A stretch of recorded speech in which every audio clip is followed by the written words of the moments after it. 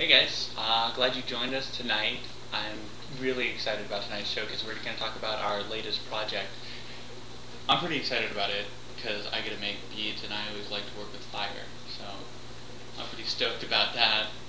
But I'll let Andrew talk about his project and how kind of what we're doing.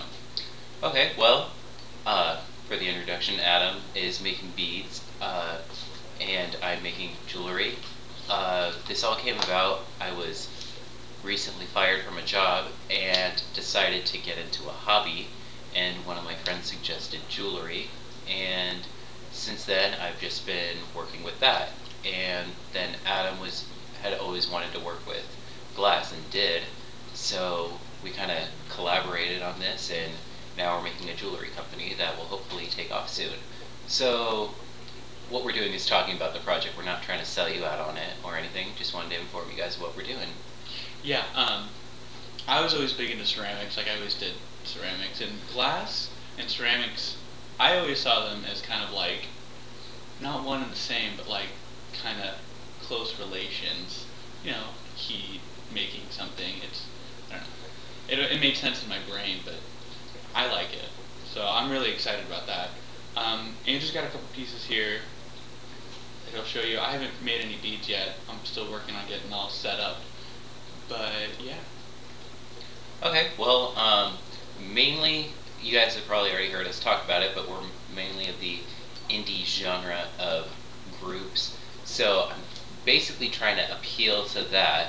It kind of can appeal to anyone who likes really jewelry. What I got here is a various amount of clear beads and some black filler beads. Thought it was an interesting little piece, sort of a randomization, if you will, of a necklace piece we got here. And we also got another one here, kind of the same feel to it, just with blue beads and a lot more of the gold. Kind of fans of these, not sure. We'll see what it goes. And then we got here as a bracelet. Yeah, and another bracelet. This one's more of the pattern. I'm more of the fan of the random. I think other people are too. Just because what I'm trying to do is get outside of the norm of normal jewelry, and by doing that, just trying to go with a random design, which if any of you out there do art, you can hopefully relate that doing random is sometimes pretty hard for the brain. So sometimes it's hard, and it's just that. yeah, we went to this art walk in Santa Ana. They have this every Friday, no, first Saturday of the month. They have an art walk, and it's really cool. We were selling some pieces down there. I think we're gonna head out to like maybe Laguna, see if we can sell some more stuff over there. It's a cool scene though over in Santa Ana. It was Cinco de Mayo when we went. And there was like, it's just a fun scene to go hang out there. I enjoy it. We go there quite a bit, just like go get coffee or whatever. Um, There's also Memphis for the people who are 21 and over, for people who go to the bar and then also can go around the art gallery. Not too sure on the rules. I think you probably have to drink at the bar. That makes more sense to me. yeah. Well, I mean, galleries they serve wine. They All have the the time, wine, so. yeah. But it's really a fun scene. There's like an unlimited amount of galleries. I mean, you can go one night just to go see art, and you probably still won't be able to hit up every gallery.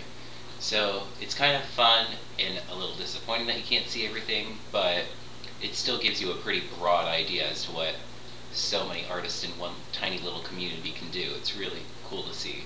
It's really a fun thing. I mean, you'll go like the first time and you'll check out all like the main galleries, but after you go for a couple times, you'll see there's like basement galleries, small little tiny hole in the wall galleries, and just a lot of really interesting pieces. It's such a fun place to be.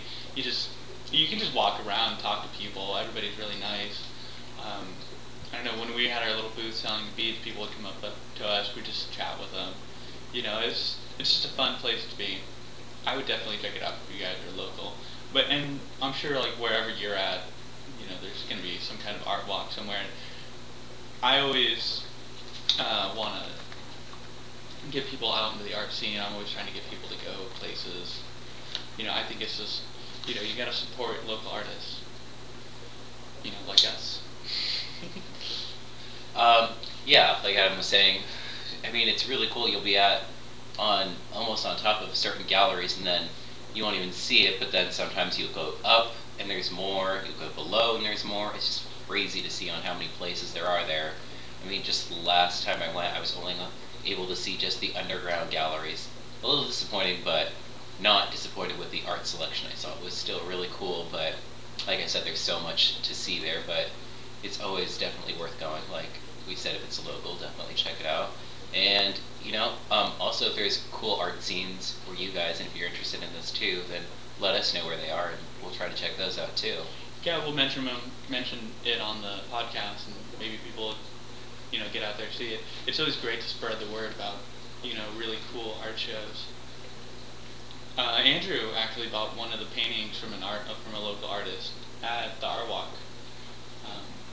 They're, it's art, so it's expensive, but it's not too bad. You're not gonna pay like $10,000 for some painting. So.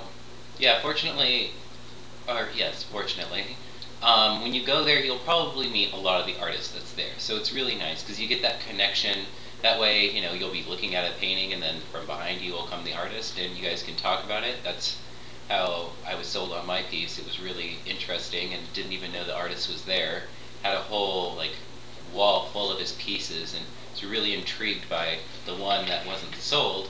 And turns out that I ended up buying it. But just the whole conversation with the artist, just made it so much easier and so much more pleasant to buy it because I was able to talk to the artist as opposed to, getting a print from an artist who's dead now. Not that that isn't also cool, but I like this better because it's a local artist and it's painting about issues today or, just their current situation or just something like that. It's really cool to see.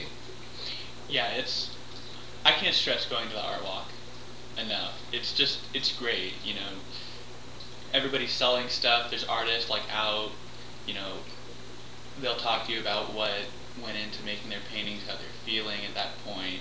They'll give you a background. It's a whole new appreciation for their artwork. Yeah. I think we'll have a link on the website. So just, check us out. I'll have the website, scrolling across the bottom here. And so just check it out. You can hit up our MySpace as well. And just, drop us a line too if you have anything interesting to tell us. So I think you want to wrap it up, or? Yeah, just about. If you guys are local, check it out. If you guys have any interesting stories, or if you guys are actual artists in different cities that are somewhat close to Orange County, wouldn't be too far, and you would like us to check it out and perhaps mention it, we can totally do that. Just let us know where you are and what you'd like, and give us lots of details, and we can definitely try to do that for you guys. Yeah, we're always looking for great art scenes. We're always looking for places to hang out. So if there's an art walk, man, I would be stoked if I could go to a different art scene every weekend. Yeah, I would love it. If it's a different one, or if it's the same one, we can also expand our horizons with different ones. But it's all about the communication with you guys and us. So if you guys have any input, comments, complaints, let us know. Let's keep it a minimum on the complaints though. And I guess we will see you with our next podcast. All right, take it easy. Have a good night.